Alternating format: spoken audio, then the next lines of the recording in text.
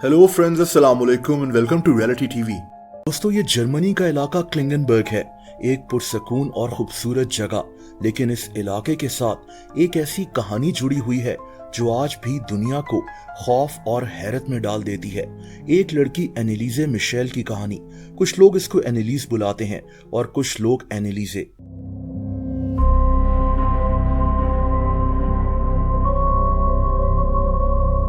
एनेलीजे 1952 में पैदा हुई थी। इसके घर में टोटल 6 लोग थे। ये इसकी 3 बहनें और इनके माँ बाप जोसेफ और एना। सब कुछ ठीक ठाक चल रहा था, लेकिन एनेलीजे जब 16 साल की हुई तो इस फैमिली की जिंदगी बिल्कुल चेंज हो गई। दोस्तों, 16 साल की एनेलीजे यूनिवर्सिटी जाना चाहती थी। इसको जर्मनी की यूनिवर्सिटी ऑफ वुर्सबर्ग में एडमिशन भी मिल गया। लेकिन यही वो वक्त था जब इस लड़की की तबीयत खराब होना शुरू हो गई। ये लड़की अचानक बेहोश हो जाती थी। इसको सीजर्स आते थे, यानी इसके ब्रेन में एक एबनॉर्मल इलेक्ट्रिकल एक्टिविटी होती थी। सेंसेशंस आना, बॉडी का शेक करना। ये 1968 का साल था। इसके माँ बाप बहुत परेशान थे और उन्होंने एनेलीजे को फौरन डॉक्टर के पास जाने को कहा। दोस्तों, डॉक्टर्स के मुताबिक एनेलीजे एपिलेप्टिक थी, यानी इसको मिर्गी के दौरे पड़ते थे। डॉक्टर्स ने इसको दवाइयां दी, लेकिन इन दवाइयों का एनेलीजे को कोई फायदा नहीं हुआ। इस लड़की की हालत अब बिगड़ती ही जा रही थी। ये लड़की किसी से ज्यादा बात नहीं करती थी। इसकी कोई दोस्त नहीं थी। इसको संभालने वाला कोई नहीं था। दोस्तों, जून 1970 में एनेलीजे एक साइकियाट्रिक हॉस्पिटल में मौजूद थी जब इसने डॉक्टर्स को एक ऐसी बात बताई जिसने इस कहानी को एक नया मोड़ दे दिया। एनेलीजे के मुताबिक इसको अब चेहरे नजर आते थे, खौफनाक चेहरे। दिन में कई दफा ये कहती थी कि ये चेहरे शयातीन के हैं। डॉक्टर्स ने अब इसको जो दवाइयां दी वो मुख्तलिफ साइकोटिक कंडीशंस के मरीजों को दी जाती हैं, जैसा कि स्किज़ोफ्रेनिया के मरीजों को। ऐसे मरीज जिनको हेलुसिनेशंस होती हैं, जिन्हें वो दिखाई देता है जो असल में होता नहीं है। लेकिन इन दवाइयों का भी इस लड़की पर कोई असर नहीं हुआ। एनेलीजे की हालत और भी बिगड़ती गई। 3 साल बाद एनेलीजे को आवाजें सुनाई देना शुरू हो गईं। कोई इसको कहता था कि तुम जहन्नुम में जलोगी, तुम्हें बहुत बुरी सजा मिलेगी। एनेलीजे कहती थी कि ये डीमंस हैं, शैतान हैं जो इसके कान में ये सब कहते हैं। दोस्तों, एनेलीजे को अब यकीन हो गया था कि इसको कोई बीमारी नहीं है, बल्कि ये पोजेस्ड है। इस पर डीमंस ने, शयातीन ने कब्जा किया हुआ है। इसके माँ बाप भी यही मानते थे कि एनेलीजे को दवाइयों से कोई फायदा नहीं होगा। दोस्तों, एनेलीजे के माँ बाप ने इसको घर वापस बुलवा लिया। अब इन्होंने प्रीस्ट वगैरह को ढूंढना शुरू कर दिया जो एनेलीजे की एग्जॉर्सिज्म कर सकें, यानी इन शयातीन को इस लड़की की बॉडी से निकाल सकें। लेकिन ज्यादातर प्रीस्ट ने ऐसा करने से इनकार कर दिया था। इन्होंने मशवरा दिया कि एनेलीजे को डॉक्टर्स को ही दिखाया जाए। लेकिन दोस्तों, इस वक्त एनेलीजे की हालत बहुत ज्यादा बिगड़ गई थी। कहते हैं कि इसका बिहेवियर अचानक चेंज हो जाता था। ये अपने हाथों और टांगों पर चलती थी और किसी कुत्ते की तरह आवाजें निकालना शुरू हो जाती थी। ये मकड़ियां उठाकर खाना शुरू हो गई थी। एक दफा तो ये कोयला तक खा रही थी। एनेलीजे ने एक दफा एक मरे हुए परिंदे का सर अपने दांतों से अलहदा कर दिया था। इसकी हालत ऐसी थी कि इसको संभालना बहुत मुश्किल हो गया था।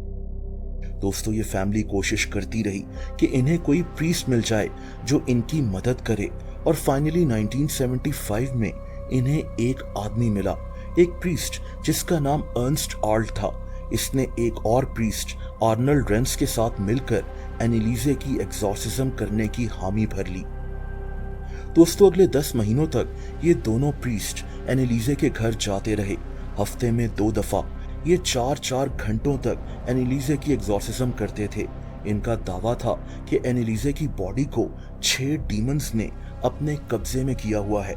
लूसिफर, केन, जुडास, हिटलर, नेरो और फ्लैशमैन। ये उन 6 डीमंस के नाम थे जो ये प्रीस्ट बताते थे। इनका कहना था कि ये 6 डीमंस आपस में लड़ते हैं कि एनेलीजे की बॉडी को कौन कंट्रोल करेगा। दोस्तों, इन दोनों प्रीस्ट ने इन एग्जॉर्सिज्म्स की ऑडियो रिकॉर्डिंग्स भी की थी। 42 घंटों की रिकॉर्डिंग्स। इस दौरान एनालिसे मुख्तलिफ जबानों में बात करती थी जो इसको आती ही नहीं थी। ये मुख्तलिफ आवाज़ों में भी बात किया करती थी। ये चीखती रहती थी। ये रिकॉर्डिंग्स बहुत डिस्टर्बिंग हैं। मैं आगे चलकर आपको इन रिकॉर्डिंग्स का कुछ हिस्सा सुनवाऊंगा, लेकिन ये बहुत ज़्यादा डिस्टर्बिंग है। बहरहाल 1976 तक एनालिसे की हालत इतनी खराब हो गई थी कि इसका वजन सिर्फ 30 किलो रह गया था। ये कुछ खा नहीं रही थी। इसके नीज टूट चुकी थी।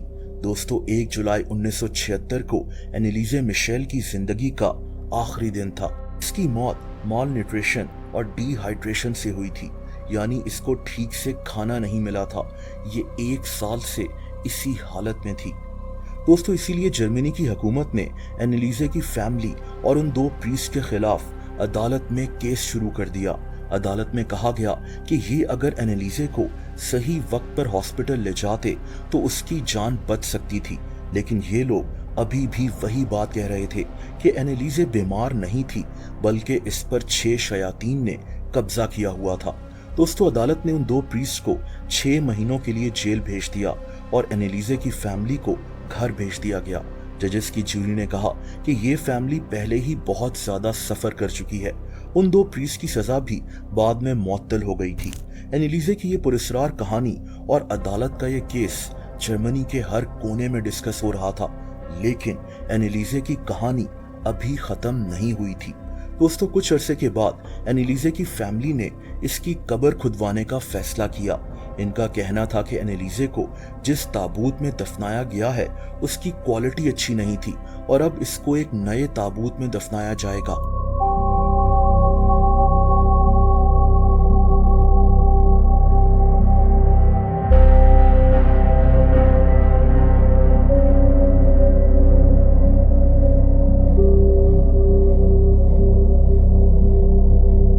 बाद में एक और खबर ने लोगों को खौफ में डाल दिया था। खबर ये थी कि जिस घर में एनालिसे रहती थी वो घर जल गया था।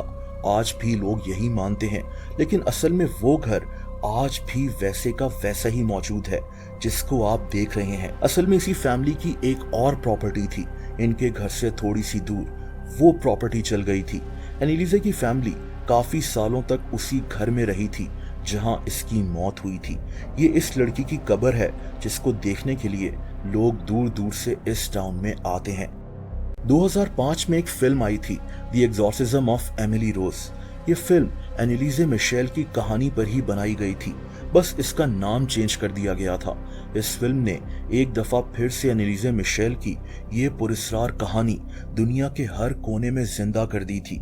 अब मैं आपको उन 42 घंटों की रिकॉर्डिंग्स का कुछ हिस्सा सुनवाता हूँ। ये बहुत डिस्टर्बिंग है, इसीलिए अगर आप नहीं सुनना चाहते तो वीडियो को अभी बंद कर दें। Ich hätte mir nie gedacht, dass das so grausam ist.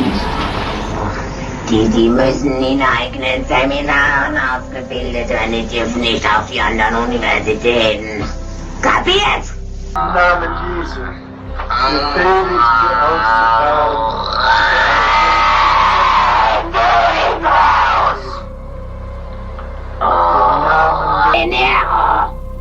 Ich bin der Dritte im Bunde.